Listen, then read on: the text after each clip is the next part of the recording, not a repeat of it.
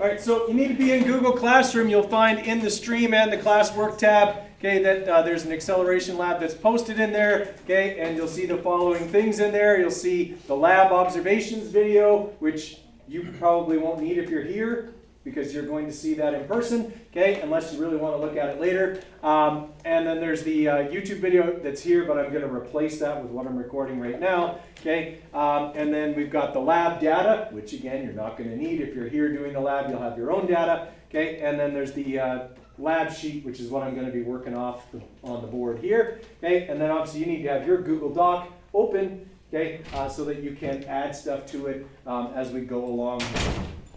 Okay. Anybody have trouble getting signed in or anything like that? Okay. So very much like our first lab, okay, this lab is about the type of graph that is most useful to this type of motion. So we did a position versus time graph for a constant velocity situation. Now we're going to be analyzing velocity versus time graphs for an accelerated motion scenario, right? So it's going to be pretty straightforward to get our data. We're simply going to build a ramp. And we're going to allow that same cart we used before to travel down the ramp and pick up speed.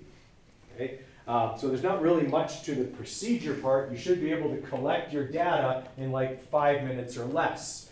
Okay? It really shouldn't take very long to do that part of it. And then, same as before, you're going to be building a graph. Actually, you're going to be building two graphs. You're going to build a position versus time graph and a velocity versus time graph, right? Now the position versus time graph we're not going to use for anything other than its shape, okay? We just want to have it, okay? See the shape that it produces so that we can use that in our analysis of the motion itself, right? The velocity versus time graph, on the other hand, is going to be used for some calculations, okay? Namely, we're going to use it to get our acceleration as well as our total displacement. Okay, everyone with me there? Yes? Okay, so the way this lab is going to be set up is that we are going to just set up that ramp. You can kind of see it in the picture there, except that's with our old setup when we actually had to have a cart and then another thing that recorded where the cart was and then another thing that was attached to, and now it's all just in the cart, which is super convenient. Okay, so you're just going to put the cart on the ramp and let it go down the ramp. Now, it sounds simple, okay, and it should be simple.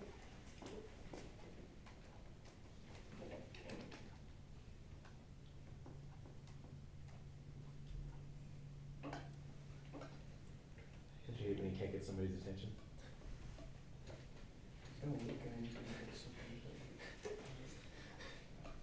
Never taken this long before. Okay, so when it's going down the ramp, make sure that one person's job in the group, this one person has one job, okay? And this is crucial. You have one job if this is your job. Stop the cart at the bottom of the ramp. Don't let it go off the bottom of the ramp, okay? It will slam down onto the floor and it'll knock those delicate instruments inside out of calibration. Okay, so please have someone at the bottom of the ramp catching the cart. Okay, if you watch my observations video, I have like a big sweater and pile of like fabric at the bottom of the ramp so that when the cart hits it, it doesn't get damaged. Okay, so someone needs to catch it at the bottom of the ramp. And we also need to be aware that there is that delay between when we press the start button on the SparkView app and when it actually starts to record data. Okay, so someone is going to hold that cart, press start, and when you see it starting to record data, then let it go. We can always edit out those parts afterwards that don't matter. Okay, everyone with me on that? Yes? Okay, so those are kind of the little things to watch for. All right, so obviously the problem we're investigating here is, okay, what kind of motion are we going to see if something is going down a ramp? You just need to put that in your own words in the form of a question. Pretty straightforward. Okay. Our variables. Remember, we need to not only identify, but also explain. Okay, our variables. That includes a how it's being manipulated, or how it's responding, or how it's being controlled, and why. Okay.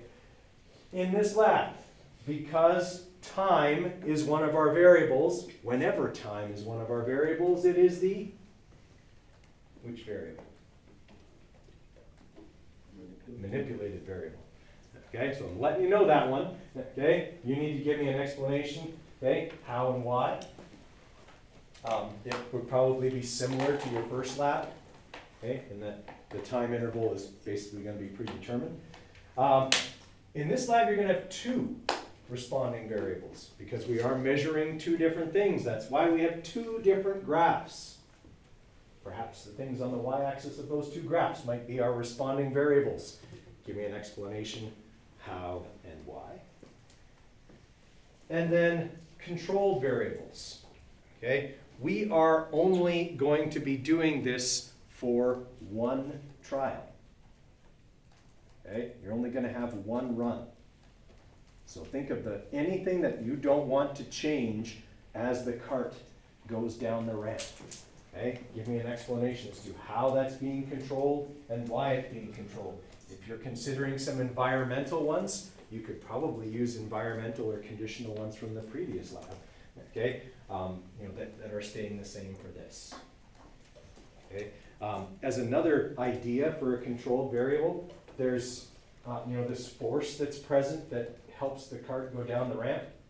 That it's probably really important that that not change during the lab. Just saying. There's reasons why we wouldn't want that to change. Okay, how it's being controlled, why it's being controlled. All right, everybody with me on the design part there? Okay, I'm being a little bit more cryptic than the last time. Okay, but kind of weaning you off needing me for this. Okay. Now, for our hypothesis, what three words need to be in our hypothesis?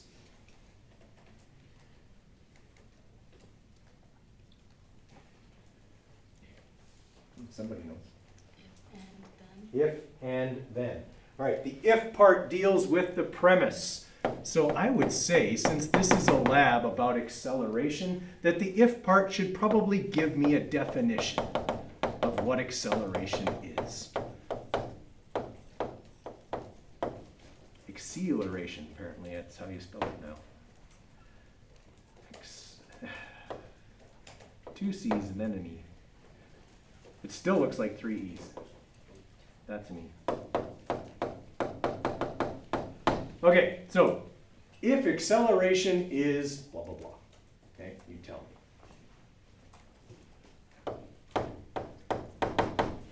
The and part, as always, describes the experiment briefly.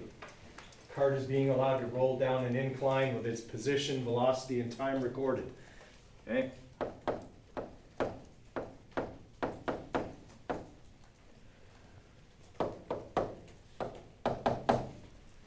Okay, in the then part, I want you to tell me how you'll know acceleration is occurring and how you will calculate it using your graphs. Okay?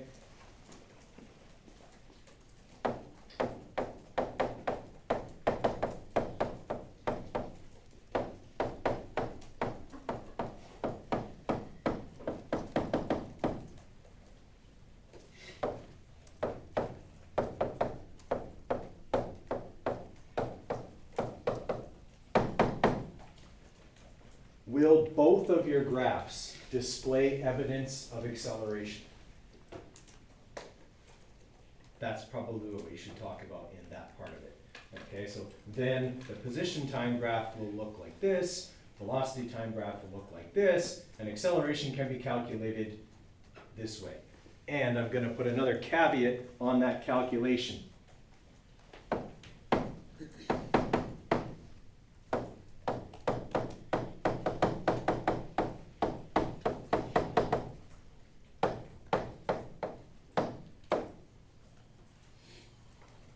When you're telling me how you're going to calculate it, it must be using the graph, specifically the velocity versus time graph.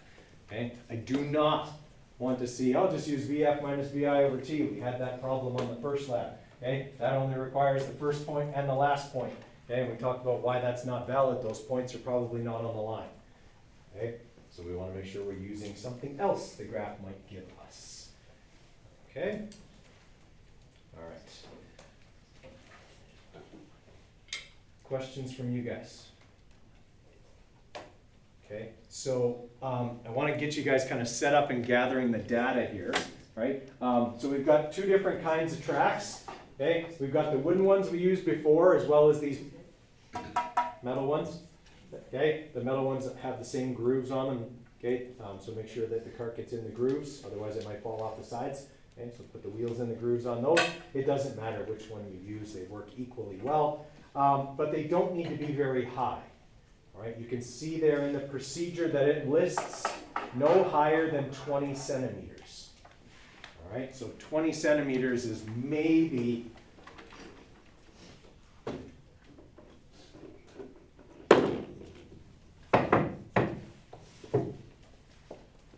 that much. Okay, I don't want you putting it on the seat of a desk, okay, and then running it down from there, because there's two reasons for that. It'll go way too fast, and then there's likelihood of something getting broken. And secondly, it'll go way too fast, and you won't get enough data points to do the analysis very well. Right? We want this to accelerate, but we don't want it flying. Okay, so like 3 textbooks, okay, or just pile a couple of things, maybe use the box from the cart and a binder or something like that, and that'll be lots. Okay, 20 centimeters max, okay, to build that ramp. Okay, all right, how many trials do you need to run? Just one. Okay, one trial, get the data, and then we'll talk about what to do with the data. Okay, all right, send somebody up here to get more materials. Okay guys, so reminder, once you've got the data, you hit the 3 dots and share it with everybody. Either put it in your Google Drive and share it from there, or send it directly by email from your school account to their school accounts. Totally up to you how you do that sharing. Okay, but I'm going to give you about another 3-4 minutes to get the data sent to everybody, and then we'll talk about what you have to do with it. If you remember what to do with it, you can get started. Okay, you only need to keep 3 columns. Time, position, and velocity. You can delete all the other ones, which is what I'm going to walk through here in a few minutes. Okay, so for the data, guys, even if you're not at that point yet, okay, just for the data, remember that when you first get it, it's going to be a CSV file. Okay, it's going to look like this. You want to open it with Google Sheets. When you do, it'll do this, okay, and you'll see it all available here. And what you want to do first is delete all the columns except time, position, and velocity. Okay? So once you've deleted all of those, then you should end up with something like this.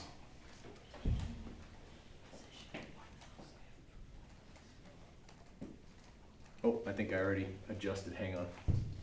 Okay, so we'll delete all of these, and then we'll make our adjustments here.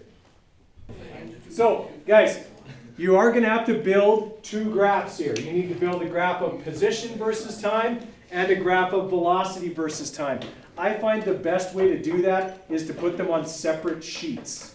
Okay, rather than having both graphs on this sheet, okay, what I typically do is I copy, okay, that column, and I just make another sheet.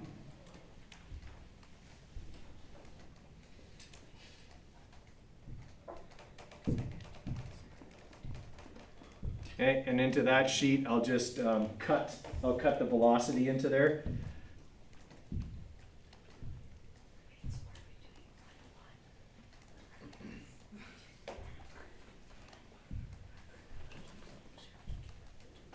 Okay, now here's what I have to decide.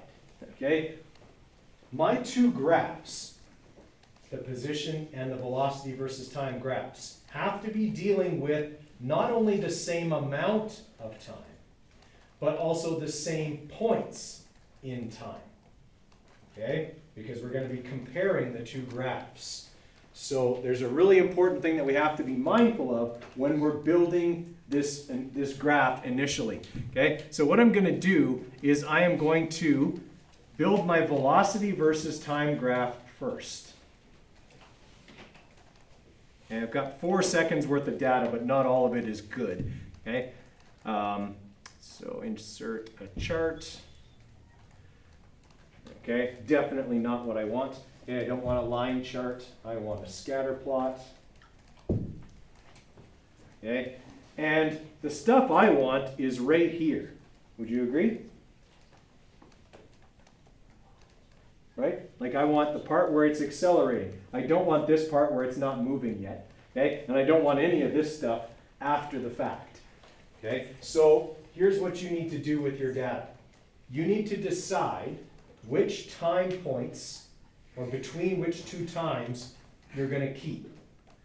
Then you need to delete both velocity and position data for the points you're not keeping. So watch carefully while I kind of do that. Okay? So if I'm looking at my data here, okay, and I want to kind of get an idea of what that value is, it's hard for me to hover over it with the smartboard.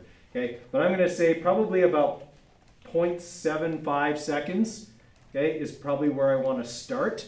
Okay, and I'm just going to write that down.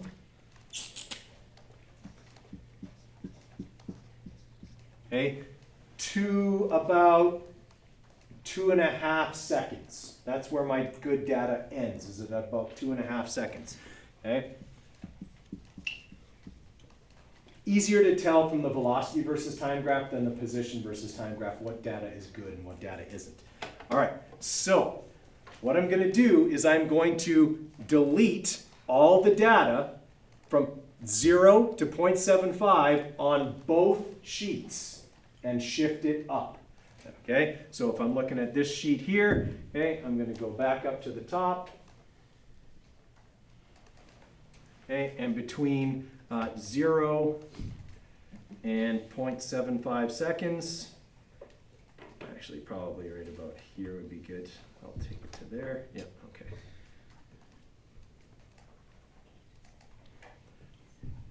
Okay, so I'm going to delete and shift the cells up. And then I'm going to do the same thing on the first one, even though I haven't built a graph on there yet. I'm deleting the same data so that I have exactly the same data on both graphs. Okay.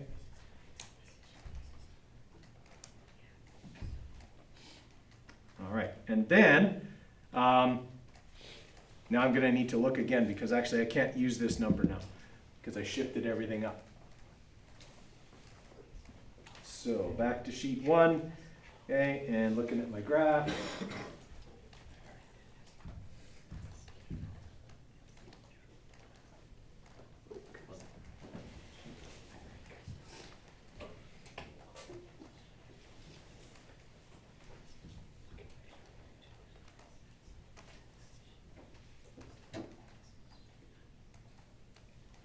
Okay, and now I want to take out everything after 1.8 seconds. So I'm going to keep 1.8 and I'm going to drop everything after 1.8. Okay, because I can see right here on my graph the 1.8 is the last value on that line. Okay, so I'm going to delete everything after that on both sheets.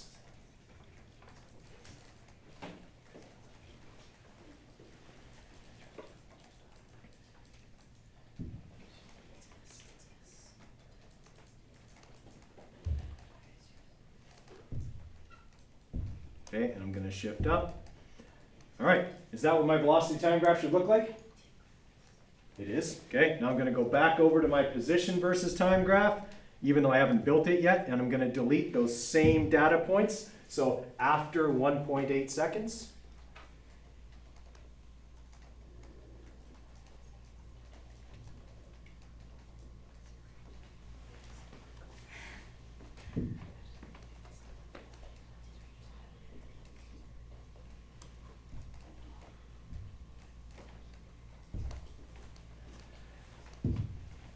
Okay.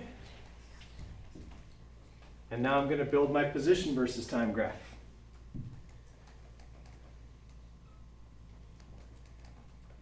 Okay, so I have exactly the same points on both graphs. Oh, look at that. That's exactly what it should look like. Don't mind if I do. Okay. All right.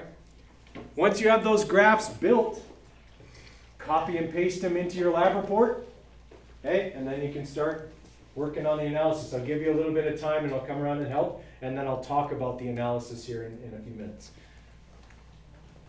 Okay, once you've got your position time graph, obviously, make sure you've got the right units and everything in there and that you put an appropriate title on it. But this graph, the position time graph, does not require a best fit line.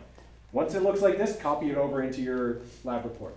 Your velocity versus time graph, on the other hand, does need to have a best fit line with the equation, right? So you need to be in the customize menu here, series, okay, and scroll down to trend line, click that, scroll down to label, click that, use equation, right? So that you get y equals 0.496 times x plus 0.0595, or whatever you get, okay?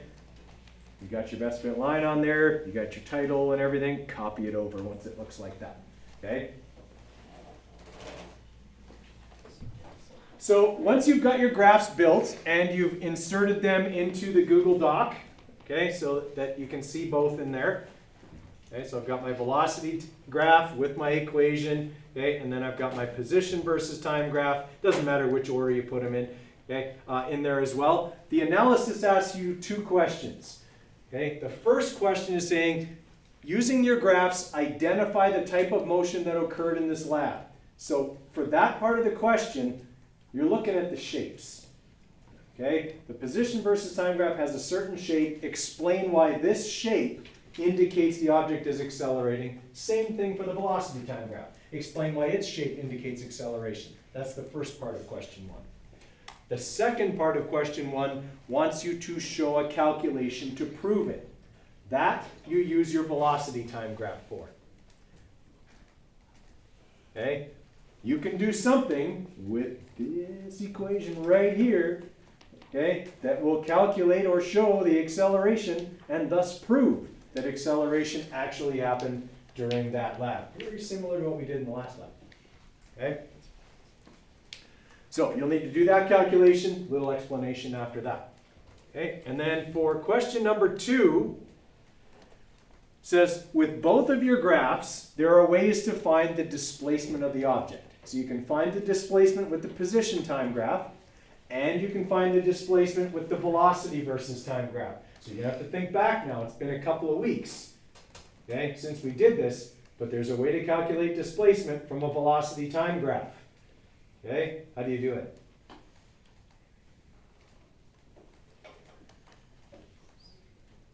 You were drawing something. All the shapes? The shapes, right. The area, okay? You're going to have to do that for your velocity time graph, but for your position versus time graph, it should be even easier, okay? Because displacement is final position minus initial position, so that should be an easy calculation, okay? You can get it from both graphs. I want to see both calculations. Now, spoiler alert, what should you get if you do those two calculations?